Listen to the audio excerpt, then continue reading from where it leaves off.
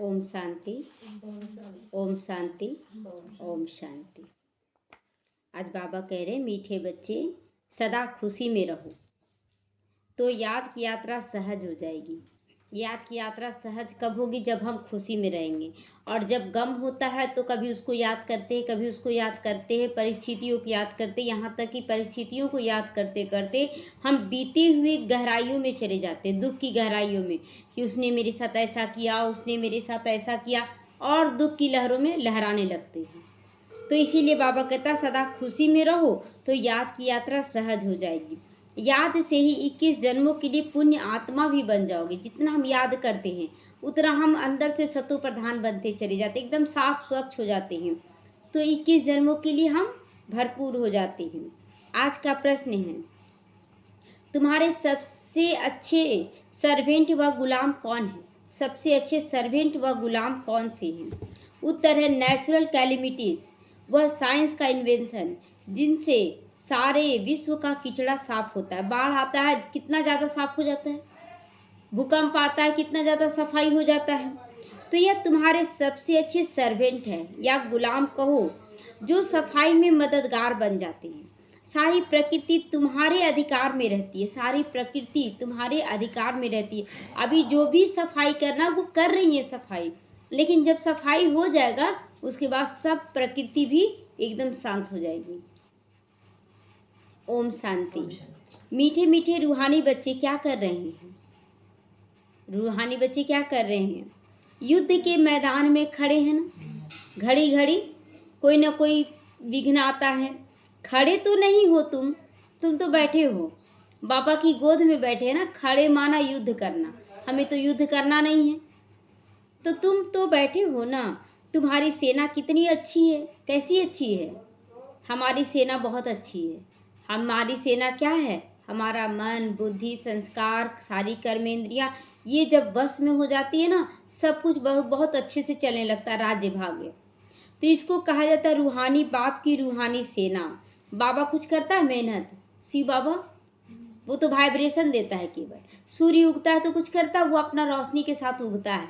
तो हम भी किसकी संतान हैं? उन्हीं की संतान हैं। तो हमें भी रूहानी सेना बनना है, जिस्मानी सेना नहीं बन जाना है। तो रूहानी बाप के साथ योग लगाकर रावण पर जीत पाने का कितना सहज पुरुषार्थ बाबा तुमसे करवाते हैं। कितना सहज कि मन बुद्धि को एकदम साफ स्वच्छ कर लो। अगर मनन चिंतन करते रहेंगे हर बात का तो हर जगह लगेगा एक्यूरेट चलेंगे। लेकिन जब मनन चिंतन नहीं होता है ना, बस चल रहे हम तो अच्छे हैं, यही बहुत बड़ा अहंकार है। आपका मनन चिंतन चल नहीं रहा तो फिर आप जितना उतना ही में खराब बनते जा रहे हैं। तो तुमको कहा जाता है गुप्त वॉरियर्स। हम लोग सेना कैसे हैं? गुप्त हैं। तो गुप्त मनन चिंतन चलता रहना चाहिए। गुप्त महावीर हो। आज बाबा हमें गुप्त वॉरियर्स, गुप्त महावीर कह रहा है।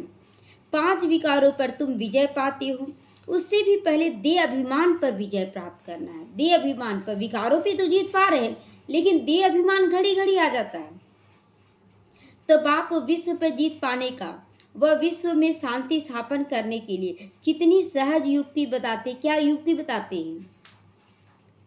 कि बच्चे अपने को आत्मा समझकर बाप को याद करो।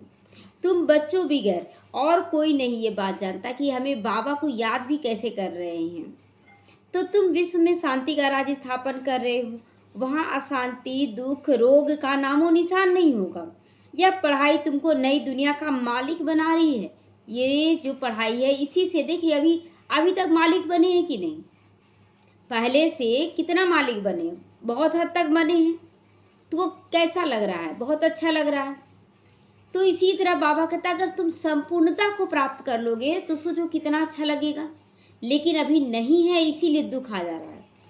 तो बाप कहते मीठे मीठे बच्चों, काम विकार पर जीत पाने से तुम 21 जन्मों के लिए जगत जीत बन जाते हो। काम विकार केवल ब्रह्मचर्य तो है नहीं। अगर आप मन से भी दुखी हो रहे तो आप काम विकार को नहीं जीते, क्योंकि किसी न किसी देह के प्रति आकर्षण है। अगर आप बुद्धि से भी किसी देहधारी में फंसे, कोई भी देहधारी में फंसना माना काम विकार में जाना। तो हम देखें कि काम विकार जगत जीत क्यों बोला गया है। काम विकार को केवल ब्रह्मचर्य का पालन करके कोई जगत जीत बन जाएगा? नहीं। देह का जितना भी कर्मेंद्रियां हैं, सब के आकर्षणों से हम जब मुक्त हो जाएंगे तब कहेंगे हम जगत जीत बने। तो बाबा से आपसे हमारा छुट्टी चाहिए।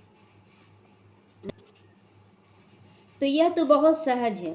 तुम हो शिव बाबा की रूहानी सेना। राम की बात नहीं, कृष्ण की भी बात नहीं है यहाँ। राम कहा जाता है अभी परम पिता परमात्मा को। बाकी वह जो राम की सेना आदि दिखाते ना, वह सब रॉन्ग है। बंदरों की सेना दिखाते हैं। लोग सवाल भी पूछता है कि जो सेतु बना, पत्थर तैर रहा, तो क्या वो सब झूठ है? वो सब झूठ है। तो देखिए, जो बाबा के साथ हम लोग गुप्त रूप से किए ना, वो कुछ ना कुछ स्थूल रूप में होगा। सब कुछ स्थूलता में भी कुछ ना कुछ चलेगा, लेकिन हाँ, तो वही तो बोले, स्थूल रूप से भी चलेगा, लेकिन अभी हम लोग गुप्त रूप से परमात्मा राम के साथ चल रहे हैं। गाया भी जाता ना, ज्ञान सूर्य प्रगटा, अज्ञान अंधेर विनाश। अब ज्ञान सूर्य के साथ तो चल रहे हैं, तो अज्ञानता ये सब में नहीं रहना। हमें तो रूहानी सेना बाबा का बनना है, आत्मा रूप से विकारों पे जीत पाना है। तो क्या नहीं हल्के हो रहे हैं? विकारों पे जीत पाकर हम सब पर राज नहीं कर रहे हैं। अभी से ही राज स्टार्ट हो गया है, लेकिन जब हम फंसते हैं ना, तो दूसरे हमारे ऊपर राज करते। ऐसा कैसे होगा, ऐसा कर रही हो, तो लोग बोलने लगते, यानी कि वो हमारे ऊपर क्या कर रहे हैं? राज्य कर रहे हैं। जब हम स्थिरता से पार करते हैं तो हम उनके ऊपर राज्य करते हैं। तो कलयुग घोर अंधियारा है, कितना लड़ाई झगड़ा मारा मारी हो रहा है। सतयुग में ये सब होता नहीं। तुम अपना राज्य देखो कैसे स्थापन करती हो। कोई भी हाथ पांव चलाने की भी जरूरत नहीं, कोई हाथ पांव चलाने की, लड़ाई झगड़ा करने की अभी जरूरत नहीं। इसमें देह का भी बांध तोड़ना है। घर में रहते हो तो पहले यह याद करो कि हम आत्मा है, देह नहीं है। सबसे पहले कि घर में रहते, बाबा कहता है देह में रहते, लेकिन घर में रहते। और तुम्हें क्या समझना है कि मैं देह नहीं आत्मा हूँ। अच्छा, जब आत्मा है तो आत्मा का कोई परिवार होगा क्या? कोई परिवार होगा? उसका परिवार है, लेकिन कौन है? एक परमात्मा राम और सभी आत्मा रूप में भाई भाई, बस, उससे ज़्यादा नहीं। और वो भी हम लोग क्या है? बच्चे हैं। अभी शादी तो हुआ नहीं जो जिम्मेवारी हम लोग ले ले पूरा, तो अभी सारी जिम्मेवारियों से मुक्त। कौन सी जिम्मेवारी? मन बुद्धि से भारी होने का जिम्मेवारी जो था, उससे मुक्त हो जाना है। तुम आत्माएं ही 84 जन्म भोगती हो। अभी तुम्हारा ये अंतिम जन्म है। पुरानी दुनिया खत्म होनी है। इसको कहा जाता है पुरुषोत्तम संगम लीप युग। लीप युग बहुत छोटा सा समय है, लेकिन बहुत पावरफुल समय है ये। चोटी छोटी होती है ना, ब्राह्मणों की चोटी मशहूर है। बाप कितना सहज समझाते। चोटी पहले सोचते थे कि ब्राह्मण सारे बाल कटवा लेते, बीच में चोटी क्यों रखते हैं, यानी कि सारे बाल चले जाते हैं मतलब कलयुग में है, और थोड़े से बालों, थोड़ी सी आत्माओं को बाबा का ज्ञान मिलता है, तो वही चोटी दिखाते हैं। उन ब्राह्मणों की निशानी है चोटी। तो तुम हर 5000 वर्ष के बाद आकर बाप से पढ़ती हो, रजाई प्राप्त करने के लिए। एम ऑब्जेक्ट भी सामने है। शिव बाबा से हमको ये बनना है। हाँ बच्चों, क्यों नहीं? हम लोग भी प्रतिज्ञा करें, बाबा हमको ये बनना है। तो बाबा भी कहता है हाँ बच्चे, क्यों नहीं बनोगे, बनो। सिर्फ देहाभिमान छोड़कर अपने को आत्मा समझकर मुझ बाप को याद करो तो पाप कट जाएंगे। देहाभिमान क्यों? बाबा शुरुआत में बोलते थे कि बाबा मतलब देखते थे कि जो भी बच्चे लेकर आते थे माँ बाप, तो माँ बाप को सेवा में लगा दिया जाता था, उनके बच्चों की पालना कोई और करता था। तो बाबा बोलता था कि बच्चे तुम सेवा में आगे तो बढ़ो, देखो तुम्हारे घर परिवार सबकी जिम्मेवारी को किसी ना किसी को हम निमित्त बना देंगे। अब वो हो रहा है, अभी भी हो रहा है। आप केवल डिटैच तो पहले होइए, आप देखिएगा बाबा की खुद ही तो जा रहे करने के लिए, तो फिर क्यों निमित्त बनाएगा किसी और को? कहीं ना कहीं से उसको सही समझाने मिलता रहेगा और सब कुछ अच्छा होता जाएगा। लेकिन हम लोग खुद फंसे हैं, तो बाबा बोलते निभाओ, अब तुम ही निभाओ। तो तुम जानते हो इस जन्म में पावन बनने से हम 21 जन्मों के लिए पुण्य आत्मा बनते हैं। एक जन्म हम लोगों को अच्छा से अच्छा करना है, फिर उतराई शुरू हो जाती है।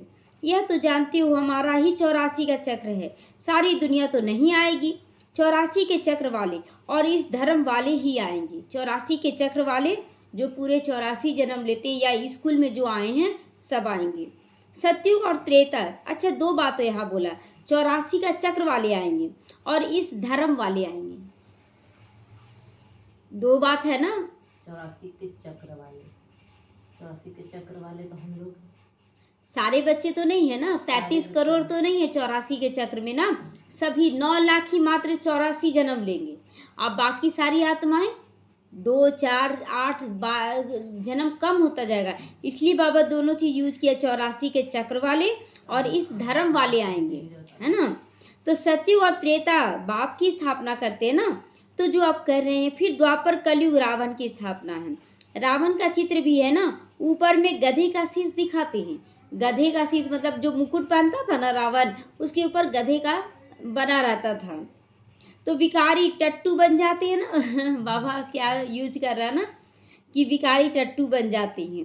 तुम समझते भी हो हम क्या थे, यह है पाप आत्माओं की दुनिया। पाप आत्माओं की दुनिया में करोड़ों आदमी हैं और पुण्य आत्माओं की दुनिया में होते हैं 9 लाख, शुरू में 9 ही लाख है मेन, तो इसलिए 84 के चक्र में केवल 9 लाख आएंगे। तो तुम अभी सारे विश्व के मालिक बनते हो। यह लक्ष्मी नारायण विश्व के मालिक थे ना, स्वर्ग की बादशाही तो जरूर बाप ही देंगे, स्वर्ग की बादशाही बाप दे रहा है। बाप कहते मैं तुम्हें विश्व की बादशाही देने आया हूँ। तो नशा चढ़ता है तो फिर क्यों हम फंस जाते हैं देह में, देहधारियों में, छोड़ देना, जहाँ पर हो रहा तो ठीक, नहीं तो बाबा तुम समझो योग लगाते रहें कि बाबा सब अच्छा हो रहा है।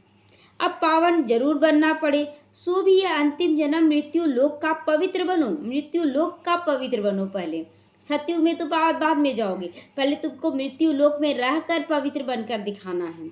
इस पुरानी दुनिया का विनाश सामने तैयार है, सामने तैयार है। बॉम्ब शादी ऐसे तैयार कर रहे हैं जो वहाँ घर बैठे भी खलास कर देंगे, मतलब रिमोट से क्या करेंगे, दबाएंगे और चारों तरफ बम फटने लगेगा, ऐसा ऐसा तैयारी चल रहा है। कहते भी है घर बैठे पुरानी दुनिया का विनाश कर देंगे। तो यह बॉम्ब शादी घर बैठे ऐसे छोड़ेंगे जो सारी दुनिया खत्म हो जाए। तुम बच्चे घर बैठे योग बल से विश्व का मालिक बन जाते हो, दोनों तरफ ऐसा ही हो रहा है। वो घर बैठे विनाश करेंगे और हम लोग विश्व का बादशाही घर बैठे ले रहे हैं। तुम शांति स्थापन करो, लेकिन योग बल से शांति स्थापन कर रहे हैं, वह साइंस बल से सारी दुनिया का खलास कर दे रहे हैं। तो वह तुम्हारे सर्वेंट हो गए ना। हम विश्व की तैयारी कर रहे हैं, विश्व की बादशाही की तैयारी कर रहे हैं, और वो लोग हमारे लिए पूरी सफाई की तैयारी कर रहे हैं। तो कितना सुंदर है। तो इसलिए मूंझना नहीं है क्या होगा कैसे होगा, तुम्हारी सर्विस वो कर रहे हैं, इसलिए और ही ज़्यादा सकाश देना है उनको। पुरानी दुनिया ख़त्म कर देते हैं, नेचुरल कैलमिटीज आदि, यह सब तुम्हारे गुलाम बन जाते हैं। फिर सारी प्रकृति तुम्हारी गुलाम बन जाती है। वहाँ सारी प्रकृति का मतलब तुम्हारा शरीर भी तुम्हारा गुलाम रहेगा, वहाँ सारी प्रकृति भी तुम्हारी गुलाम रहेगी। तो सिर्फ तुम बाप से योग लगाते रहो, तो तुम बच्चों के अंदर बड़ी खुशी होनी चाहिए। खुशी, कोई भी चीज़ करे तो खुशी कि भगवान मिला है। हम क्यों देहधारियों में, परिस्थितियों में उलझकर उदास निराश होकर अपनी चलन को ऐसा बना देते हैं कि बाप की प्रत्यक्षता नहीं रावण की प्रत्यक्षता कर देते हैं। तो ऐसे बिलीविड बाप को कितना याद करना चाहिए। यही भारत पूरा शिवालय था, सतयुग में संपूर्ण निर्विकारी, और यहाँ विकारी बन पड़े हैं। अभी तुमको स्मृति आई है, बरोबर बाप ने हमें कहा है hear no evil dot dot, मतलब न सुनना है बुरा, न देखना है, न कहना है, ना सोचना है, ना कुछ करना है गलत। मतलब 5 बंदर को अपने कंट्रोल में रख लो। तो गंदी बातें मत सुनो, मुख से कुछ बोलो ही नहीं, मुख से बोलो भी नहीं गंदा। बाप समझाते तुम कितने डर्टी बन गए हो। बाबा बहुत प्यार से हम लोगों को समझा भी दे रहा कि तुम बहुत गंदे बन गए हो। तुम्हारे पास देखो अथाह धन था, तुम स्वर्ग के मालिक थे, अभी तुम स्वर्ग के बदले नर्क के मालिक बन पड़े हो। नर्क के मालिक दुख, अशांति, बीमारी देने वाले। तो यह भी ड्रामा बना हुआ है, ये भी ड्रामा बना हुआ है। हर 5000 वर्ष के बाद तुम बच्चों को हम रौ नर्क से निकाल कर स्वर्ग में ले जाते हैं। बाबा का ये कर्तव्य बंधा हुआ है कि वो स्वर्ग में ले जाता है। रूहानी बच्चे, तुम क्या मेरी बात नहीं मानोगे? मानेंगे सभी, क्या मानेंगे? बाबा की बात है, देह देह का संबंधी और देह की दुनिया का आकर्षण सब से मुक्त रहना है। परमात्मा कहते तुम पवित्र दुनिया का मालिक बनो, तो क्यों नहीं बनेंगे? क्या नहीं बनोगे? तुम बनोगे कि नहीं? बनना है बाबा। तो विनाश तो जरूर होगा। इस योग बल से ही तुम्हारे जन्म जन्मांतर के पाप कटेंगे। बाकी जन्म जन्मांतर के पाप कटने में टाइम लगता है। देखिए, कटेंगे जरूर, लेकिन थोड़ा टाइम, और टाइम ना लगे, लेकिन हम उसमें फंसे हुए इतने ज़्यादा है ना कि जैसे किडनैपर के पास कोई बहुत सारा बच्चा फंसा हुआ है, और एक बार अगर कोई बच्चा कोशिश किया और नहीं निकल पाया तो किडनैपर तो उसको डरा देता है कि तुम्हारा माँ बाप, तुम्हारा भाई बहन सबको हम मार देंगे। अब वो बच्चा डर से, अगर उसको कोई बचाने वाला पावरफुल व्यक्ति भी आता है तो बोलता नहीं, हमको कोई कष्ट नहीं है, हम बहुत सुखी हैं। और वही उसी में कोई बच्चा कर हिम्मत कर लेता है कि नहीं, आया हमको बचाने के लिए, नहीं हमको सच बता देना, और जैसे ही बताता है वो सबको निकाल देता है। तो यहाँ भी वही चीज़ हो रहा है। किडनैपर रावण क्या बोल रहा है? तुमसे सब कुछ छीन लेंगे, और इस डर में हम कुछ नहीं कर पाते हैं। अरे क्या छीन लोगे? मैं तो आत्मा हूँ। बस ये फीलिंग आ जाए ना तो डर खत्म हो जाए। तो बच्चे शुरू से आए हुए हैं, 10% भी योग नहीं लगता, इसीलिए पाप तुम्हारे कटते नहीं। योग किससे लगा हुआ है? देहधारियों से। तो कहाँ से पाप कटेगा? नए नए बच्चे झट योगी बन जाते हैं और पुराने फंसे रह जाते हैं, तो पाप उनके कट जाते हैं और सेवा में वो लोग लग पड़ते हैं। तुम बच्चे समझते हो अब हमको वापस घर जाना है, बाप आया हुआ है लेने के लिए, तो क्यों ना हम जाए बाबा के साथ बनकर। तो पाप आत्माएं तो शांति धाम सुख धाम में जा ना सके। न शांति धाम जाएगी पाप आत्मा, न सुख धाम। सुख धाम तो बहुत दूर की बात है, शांति धाम भी बाबा नहीं ले जाएगा। अपना घर है जो, उसमें भी नहीं ले जाएगा। वह तो रहती है दुख धाम में। इसीलिए अब बाप कहते बच्चे मुझे याद करो, तुम्हारे पाप भस्म हो जाएंगे। अरे बच्चे, तो गुलगुल फूल बन जाओ। अरे बच्चे, तुम गुलगुल फूल बन जाओ। कितना प्यार से भी बाबा समझाता है। तो दैवी कुल को कलंक नहीं लगाओ ना। अब देखिए, हम बहुत अच्छे से ज्ञान सुन रहे हैं, सबको समझा रहे हैं, और हम ही क्या करें? विकारों में गिर जाएं, मोह में, लोभ में, अहंकार में, क्रोध में। तो दुनिया वाले क्या बोलेंगे? देखो, ये है ज्ञान देने वाला, बहुत बड़ा ये डिससर्विस है, साधारण डिससर्विस नहीं है। और कल भी बाबा बोला ना, 3 गुना दंड पड़ जाता है। 3 गुना क्यों? क्योंकि एक गलत काम मेरा बाप, टीचर, सदगुरु तीनों की निंदा का पात्र बना देता है। तो बाबा कहता है कलंक नहीं लगाओ। तुम विकारी बनने के कारण कितने दुखी हो गए ना। दुखी कोई दुख नहीं है, लेकिन तुम विकारी बन गए। यह भी ड्रामा का खेल बना हुआ है। पवित्र नहीं बनोगे तो पवित्र दुनिया स्वर्ग में नहीं आओगे। जब तक हम देवभान से मुक्त नहीं होंगे तब तक हम नहीं आ पाएंगे। भारत स्वर्ग था, कृष्णपुरी में था, अभी देखो नरकवासी है। तो तुम बच्चों को तो खुशी से विकारों को छोड़ देना चाहिए। विष पीना फट से छोड़ देना चाहिए। फिर क्यों पीते हो विष को? क्यों पीना? अरे खुद बाबा आ गया है सब कुछ करने के लिए, भगवान जो सर्वशक्तिमान है, फिर हम डर क्यों? तो विष पीते पीते तुम बैकुंठ में थोड़ी जा सकोगे। रोज विष पी रहे हैं और सोचते हैं कि हम बैकुंठ चले जाएंगे। कैसे ले जाएगा बाबा बैकुंठ? अभी अब बनने के लिए तुमको पहले पवित्र बनना है। तुम समझा सकते हो इन्होंने यह रजाई कैसे प्राप्त की है? राजयोग से। राजयोग से ही लक्ष्मी नारायण बैठे हैं राजगद्दी पे। तो यह पढ़ाई है ना, जैसे बैरिस्ट्री योग, सर्जन योग होता है। सर्जन से योग तो सर्जन बनेंगे। या फिर भगवानुवाच है, रथ में कैसे प्रवेश करते ये तो तुम बच्चों को मालूम है। बाबा कैसे रथ में आते हैं? कहते बहुत जन्मों के अंत में मैं इनमें बैठ तुम बच्चों को नॉलेज देता हूँ। जानता हूँ यह विश्व के मालिक पवित्र थी, अब पवित्र कंगाल बने हैं। फिर नंबर में जाएंगे, पहले नंबर में जाएंगे। इसमें ही मैं प्रवेश करके तुम ब्राह्मणों को नॉलेज देता हूँ। तभी तो गायन होता है ना। देखिए, कोई आरती गाते हैं ना, विष्णु जी का आरती गाते हैं, तो कहते बूढ़े ब्राह्मण बनकर कंचन महल कियो। तो कंचन किसको कहा जाता? शरीर को। तो शरीर को कंचन किया जाता है, यानी विकारों से मुक्त किया जाता है। और बूढ़े ब्राह्मण बनकर, तो बूढ़े ब्राह्मण जो ब्रह्मा बाबा हैं।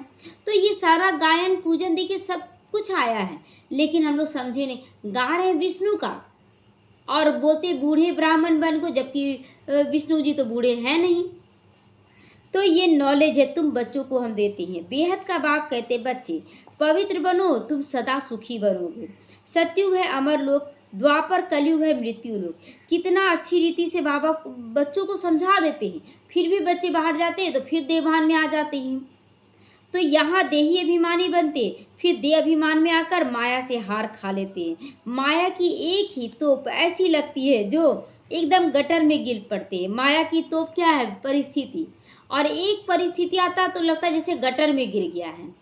तो क्यों गटर में गिर जाते हैं? इतना सारा ज्ञान कहाँ लोप हो जाता है जब परिस्थिति आता है तो बाप कहते हैं यह गटर ही तो है जहाँ तुम दुखी हो रहे हो, चिल्ला रहे हो।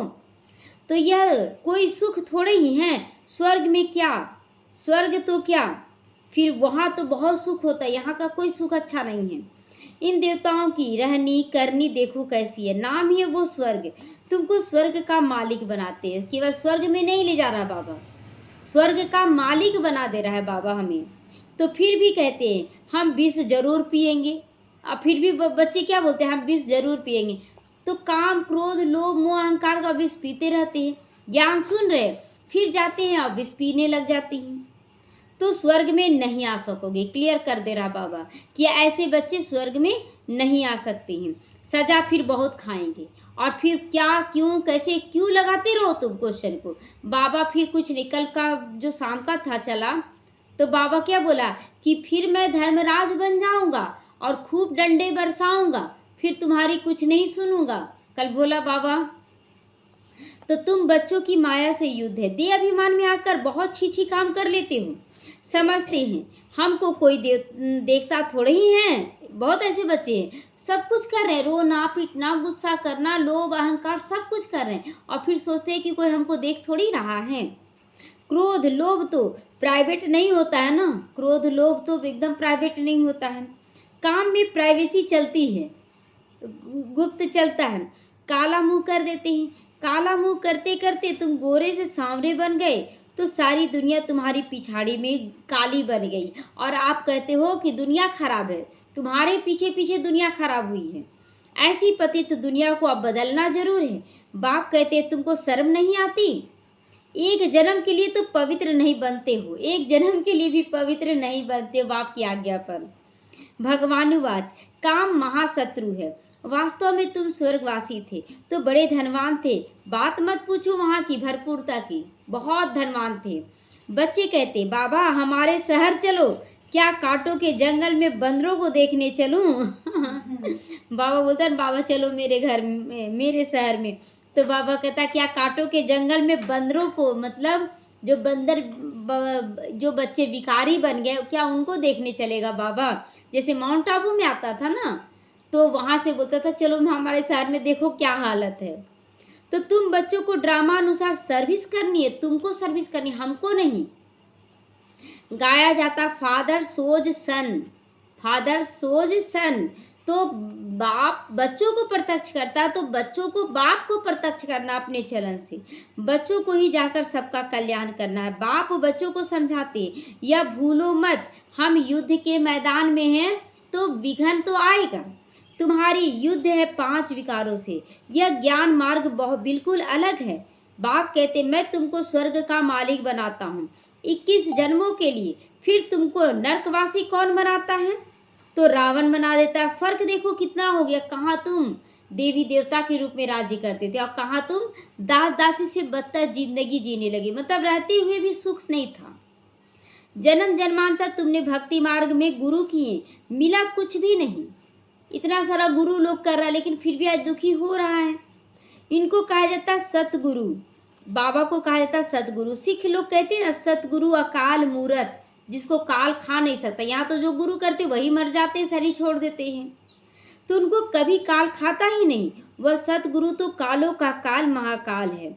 बाप कहते मैं तुम बच्चों को काल के पंजे से भी छुड़ाने आया हूँ, काल के भी पंजे से, यानी कि जब आत्मा है तो काल क्या, कुछ है ही नहीं। तो सतयुग में फिर काल आता ही नहीं। उनको अमर लोग कहा जाता है। काल का मतलब होता है अचानक मृत्यु, अकाले मृत्यु, मतलब आपको कुछ था, कुछ किए ही नहीं और मृत्यु हो गया, कुछ सोचे ही नहीं थे और कोई भी उम्र नहीं देखा काल। और वहाँ पर तो सब कुछ करके बहुत खुशी से बाबा तो क्लियर किया है कि वहाँ का मृत्यु भी ढोल बाजे के साथ किया जाएगा, विदाई बता देगा कि अब हम जा रहे हैं। कभी तुम श्रीमत पर अमर लोग सत्युग के मालिक बन रहे हो। तुम्हारी लड़ाई देखो कैसी है, सारी दुनिया एक दो से लड़ती झगड़ती है, तुम्हारी फिर है रावण 5 विकारों के साथ युद्ध। लोग लोगों के साथ लड़ रहे हैं और हम विकारों को खत्म करने के लिए कर रहे हैं, तो उन पर जीत पाते हो। यह अंतिम जन्म है। बाप कहते मैं गरीब निवाज हूँ, यहाँ आते ही एक गरीब। साहूकारों की तकदीर में है नहीं, वो तो अपने बिजनेस में नौकरी में लगे रहते हैं, धन संभालने में बढ़ाने में, धन के नशे में मगरूर रहती हैं। ये सब खत्म हो जाएगा, इसलिए हमें मगरूर नहीं होना धन के लालच में। बाकी थोड़ा सा समय ड्रामा प्लान अनुसार चल रहा है, थोड़े से समय में देखने में आ जाएगा। तो यह इतने बॉम्ब शादी बनाए हैं, वह काम जरूर लाएंगे। पहले तो लड़ाई बाणों से, तलवारों से, बंदूकों से चलती थी, अभी तो बॉम्ब ऐसी ऐसी निकली है ना जो घर बैठे खलास कर देंगी। यह चीज़ कोई रखने की थोड़ी है, शोपीस थोड़ी है कि बम बनाए और रख देगा, कभी तो चलाएगा ना। तो कहाँ तक रखेंगे। बाप आई है, विनाश भी जरूर होना है। ड्रामा का चक्र फिरता रहता, तुम्हारी रजाई जरूर स्थापन हो रही है। तो यह लक्ष्मी नारायण कभी लड़ाई नहीं करते हैं। भर शास्त्रों में दिखा दिया असुरों और देवताओं की लड़ाई हुई, परंतु वह सतयुग के और असुर कलयुग के दोनों कैसे मिलेगा। दिन और रात मिल सकता है, दिन रात नहीं मिल सकता है। तो दोनों मिलेंगे कैसे जो लड़ाई होगी, ये सोचने की बात है। लेकिन बोलते असुर भी रहता है, सुर भी रहता, तो फिर स्वर्ग कैसा।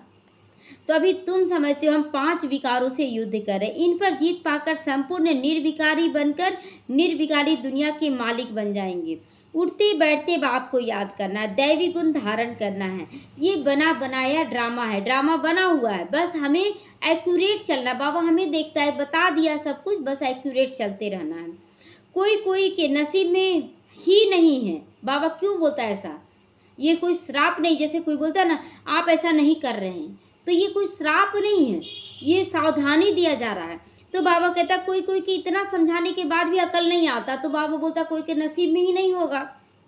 योग बल ही तब योग बल हो तब तो विक्रम विनाश हो, संपूर्ण बने तभी तो संपूर्ण दुनिया में आ सकोगे।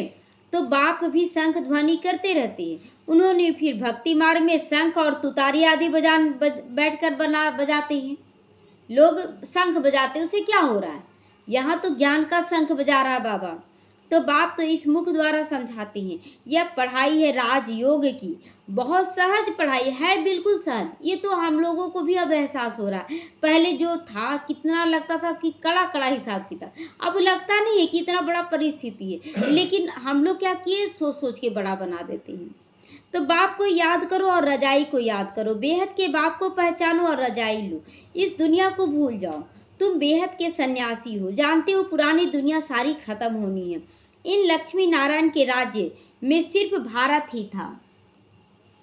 लक्ष्मी नारायण के राज्य में केवल भारत रहेगा, दूसरा कोई चीन पाकिस्तान सब रहेगा नहीं रहेगा। अच्छा, मीठे मीठे सीख लेते बच्चों प्रति माता पिता बाप दादा को याद प्यार और गुड मॉर्निंग। रूहानी बाप की रूहानी बच्चों को नमस्ते। हम रूहानी बच्चों की रूहानी माता पिता बाप दादा को याद प्यार, गुड मॉर्निंग और नमस्ते नमस्ते। शुक्रिया बाबा, शुक्रिया। धारणा के लिए आज मुख्य सारे, अपने दैवी कुल को कलंक नहीं लगाना, किसी भी विकार में गिरना माना कलंक लगाना। तो कलंक लगाने वाले कलंगीधर नहीं बनते हैं, और बल्कि बोलते ना कि निंदक ठौर ना पावे, सदगुरु का निंदक ठौर ना पावे, ठिकाना उसको सतयुग में नहीं मिलेगा ऊंचा पद। गुलगुल बनना, अनेक आत्माओं के कल्याण की सेवा कर बाप का शो करना है। लोग देखना चाहते प्रैक्टिकल कि हम कैसे चल रहे हैं। अब बोलना दिखाने वाला चीज़ नहीं है यहाँ। संपूर्ण निर्विकारी बनने के लिए गंदी बातें न सुननी है न मुख से बोलनी है। Hear no evil, talk no evil, dot dot सब, मतलब दे अभिमान के वश होकर कोई भी छीछी काम नहीं करना। दे अभिमान में के वश होकर कोई भी काम नहीं करना है। वरदान है मन मना भाव के मंत्र द्वारा मन के बंधन से छूटने वाले निर्बंधन और त्रष्टि बनो। त्रष्टि माना कि अब सारा काम करे लेकिन मेरे ऊपर जिम्मेवारी नहीं है। बैंक में पैसों का कर रहा सारा मैनेजर सब कुछ संभाल रहा, लेकिन पैसे मेरे हैं ये नहीं सोचता है। तो हम भी त्रष्टि बन जाए। कोई भी बंधन एक पिंजड़ा है, पिंजड़े की मैना अब निर्बंधन उड़ता पंछी बन गई। अगर कोई तन का बंधन भी हो तो भी मन उड़ता पंछी है ना।